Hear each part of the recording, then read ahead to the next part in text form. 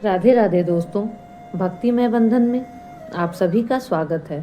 आज मैं आप सबको हरितालिका तीज की व्रत कथा सुनाऊंगी। तो चलिए प्रारंभ करते हैं। मंदार के फूलों की माला से गुथी वेड़ी पर दिव्य वस्त्रों से सुसज्जित माँ पार्वती जी तथा जटाओं में शोभित अर्धचंद्र कपालों की माला धारण किए दिगंबर शिव को मेरा नमस्कार है। एक समय परम पवित्र भूमि कैलाश पर्वत पर विशाल वट वृक्ष के नीचे भगवान शिव, माता पार्वती एवं सभी गणों सहित अपने आसन पर विराजमान थे।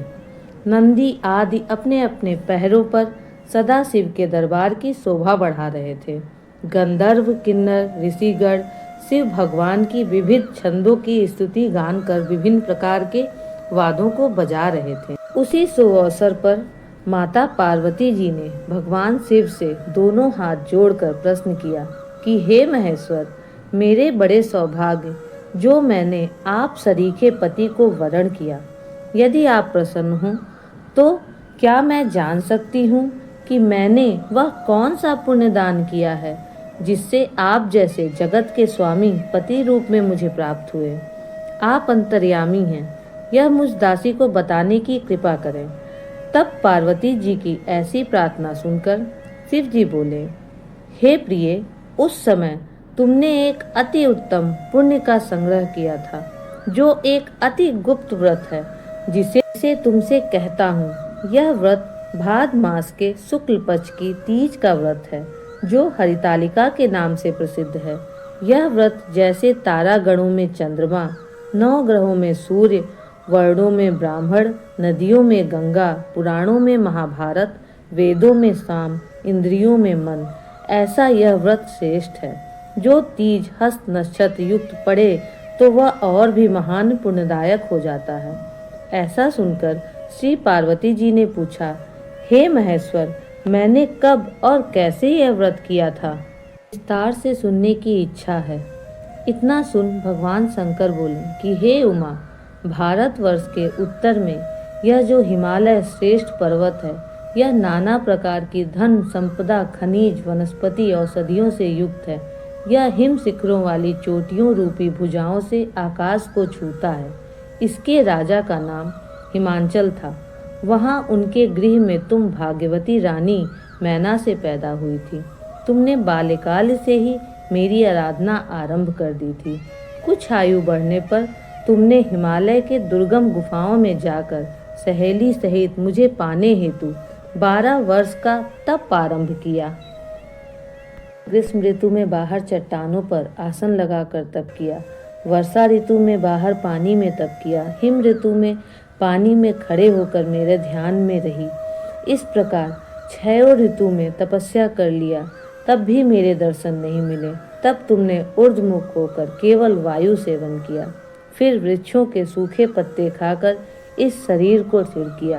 तुम्हारी इतनी कठिन तपस्या करने पर भी मैं उस उपयुक्त समय की प्रतीक्षा करता रहा, जब तुम्हारी तपस्या और अधिक कठोर हो और तुम्हारे पिता के हृदय में तुम्हारे विवाह का विचार उत्पन्न हो। एक दिन तुम्हारे तेजस्वी स्वरूप और तुम्हारे विवाह योग आयु को देखकर तुम्हारे पिता का चिंता होने लगी।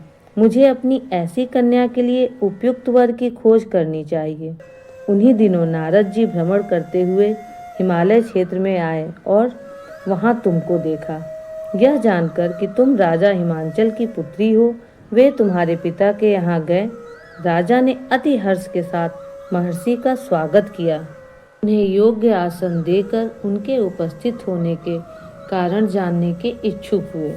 नारद जी की बातें तो सदा निराली होती हैं। उन्होंने तुम्हारे पिता से प्रश्न किया कि आप बताएं, आपके मुखमंडल पर चिंता की रेखाएं क्यों हैं? राजा ने कहा, हे तपोधन, तुम मेरी पुत्री को देख चुके हो। मुझे उसके लिए योग्य वर की चिंता सता रही है। इस पर नारद जी तुरंत बोले, मैं अभी वैकुंठ धाम से आ रहा हूँ। मेरी सम्मति से यदि आपको स्वीकार हो तो आपकी पुत्री के लिए वैकुंठ निवासी शेष साई भगवान विष्णु योग्य वर हैं।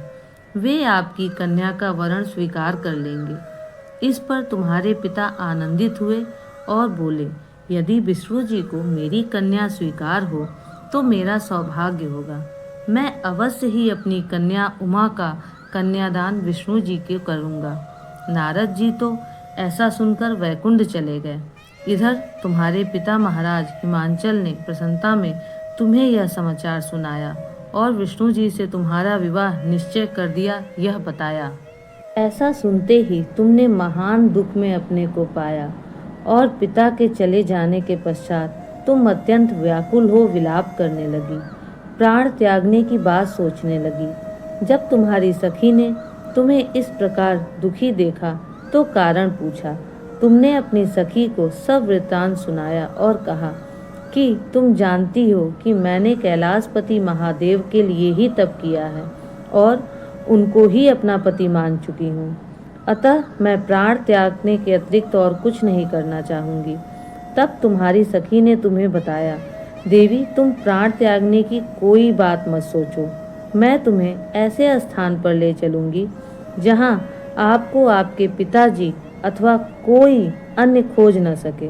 वहाँ तुम तपस्या में जब तक लीन रहना जब तक कि महेश्वर प्रसन्न न हो और तुम्हारा वरण न कर लें। इस प्रकार सहमति बना तुम अपनी सखी के साथ नदी के तट पर एक गुप्त गुफा में प्रवेश कर वहाँ मेरे नाम की तपस्या करने लगी। भादौ शुक्ल की हस्त नक्षत्र युक्त तृतीया को तुमने उपवास रखकर बालू से शिवलिंग की स्थापना की और पूजन कर रात्रि जागरण किया।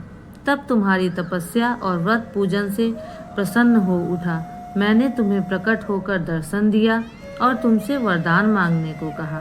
तब तुमने अपने सिर को झुकाकर कहा, आप सब जानते हैं, यदि आप मुझसे प्रसन्न हैं तो मुझे अपनी अर्धांगिनी के रूप में स्वीकार करें।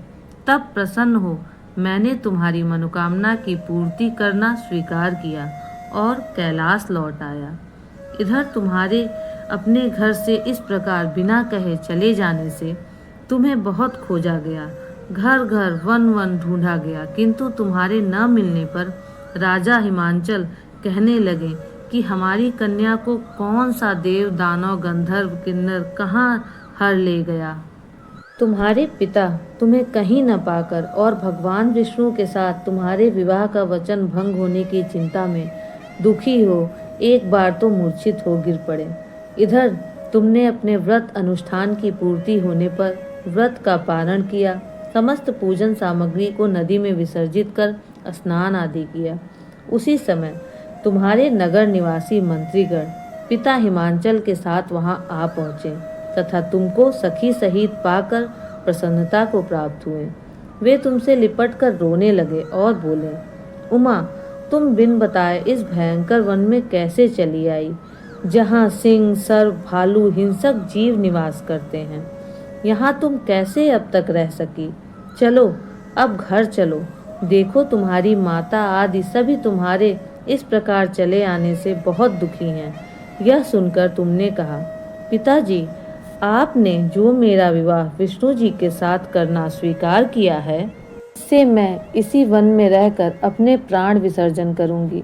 मैं सदाशिव शंकर को अपना पति मान चुकी हूँ और उन्होंने भी मुझे वरण करना स्वीकार कर लिया है। अतः हे तात, मुझे घर चलने को मत कहो।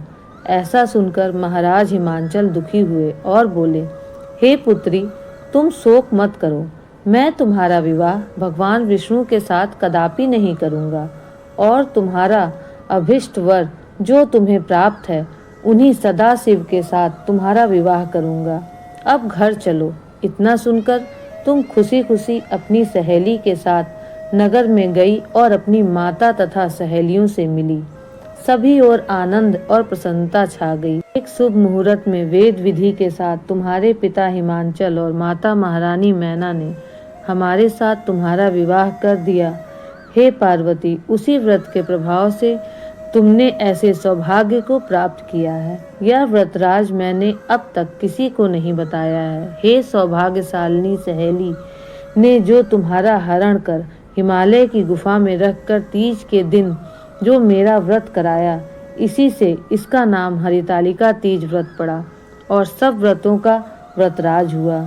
भोलेनाथ शिव शंकर से यह सब प्राचीन कथा सुनकर माता पार्वती अति प्रसन्न हुई और बोली, हे प्रभु, आपने मेरे साथ अपने मिलने की कथा सुनाकर मुझे प्रसन्न किया, पर इस व्रत को करने का जो विधान है और इससे क्या फल प्राप्त होता है यह नहीं बताया। कृपया करके मुझे इसको करने के विधि और फल को सुनाइए। इतना सुनकर भगवान सदाशिव ने कहा, प्रिय, मैं इस व्रत राज का विधान तथा फल तुम्हें सुनाता हूँ। यह व्रत सौभाग्यवती नारियों और गुणवान पति चाहने वाली कन्याओं को करना चाहिए। भादव के शुक्ल पक्ष की द्वितीया की शाम को आरंभ करते हुए इस तीज के व्रत को धारण करें। व्रत निराहार अर्थात बिना आहार और निर्जला करना चाहिए। भगवान शिव पार्वती की मिट्टी की प्रतिमाओं को एक सुंदर वेदी पर स्थापित करें। केले, पुष्प आदि के खंभे स्थापित करके रेशमी वस्त्र से चंदोवा ताने, स्तुति गान वाद करके रात्रि जागरण करना चाहिए। प्रातः भगवान शिव के पूजन के बाद फल, फूल, पकवान, लड्डू, मेवा, तरह तरह के भोग की सामग्री समर्पण करें। फिर ब्राह्मण को द्रव्य, अन्न, वस्त्र, पात्र आदि का दान श्रद्धा युक्त देना चाहिए। भगवान शिव को हर वस्तु ओम नमः शिवाय कहकर अर्पण करें। प्रार्थना के समय अपनी इच्छा जो हो भगवान के सामने रखें और प्रणाम करें। फिर पार्वती जी की प्रार्थना करें। प्रार्थना के बाद पुष्पों को दोनों हाथों में लेकर पुष्पांजलि समर्पित करें। फिर चतुर्थी को शिवलिंग, नदी या तालाब में विसर्जित करें। हे उमा, जो इस व्रत को श्रद्धा विधि से धारण करती हैं, वह मुझसा पति प्राप्त करती हैं तथा दूसरे जन्म में तुम्हारे समान स्वरूपवान होकर के इस संसार में उत्तम धाम एवं सुख भोग को प्राप्त होती हैं। इस व्रत के करने से नारियां शिवलोक वासिनी हो जाती हैं। इस प्रकार व्रत की विधि और कथा समाप्त होती है। बोलो शिव शंकर की जय, माता पार्वती की जय। जैसे सौभाग्य पार्वती जी को प्राप्त हुआ, वैसे ही इस कहानी को कहने और सुनने वाले सबको प्राप्त हो। राधे राधे। अगर आपको मेरा वीडियो पसंद आया है तो प्लीज़ लाइक और सब्सक्राइब करना न भूलें।